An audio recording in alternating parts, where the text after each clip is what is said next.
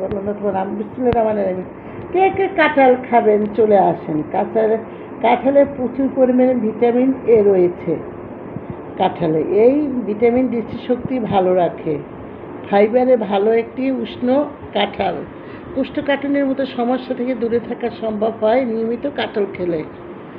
আলসারের সমস্যা প্রাকৃতিক উপায়ে কমাতে সাহায্য করে। কাঁঠালে থাকা এক ধরনের উপকারী উপাদান। বেশ কয়েক ধরনের অ্যান্টিঅক্সিডেন্টের উৎস কাঁঠাল। এসব উপাদান হৃদরোগ ও ডায়াবেটিসের মতো রোগের ঝুঁকি কমাতে সাহায্য করে। কাঁঠালে থাকা পটাশিয়াম উচ্চ রক্তচাপ নিয়ন্ত্রণে রাখতে সাহায্য করে। এতে হৃদরোগ ও স্ট্রোকের ঝুঁকি কমে। প্রচুর পরিমাণে ভিটামিন সি মেলে কাঁঠাল থেকে।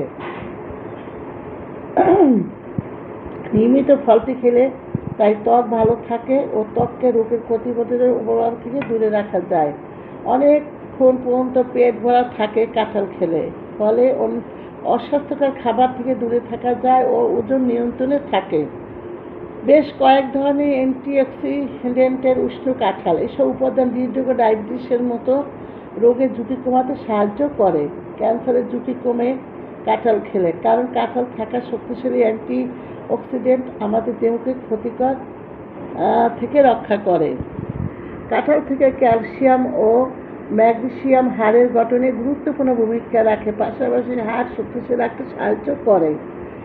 আয়রন মেলে ফলটি থেকে।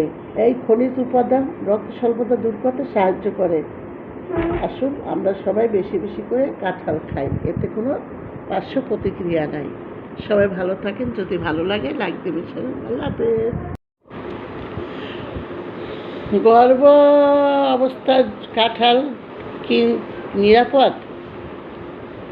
বিশেষ চিকিৎসকের মুখে থেকেই জানুন। কাঁঠাল খাওয়ার একাধিক উপকারিতা রয়েছে ঠিকই, তবে প্রেগনেন্সি এই ফল বেশি খেলে একাধিক সমস্যাও হতে পারে। তাই গর্ভাবস্থায় কম খাওয়াই ভালো, না খাওয়াই বেটার।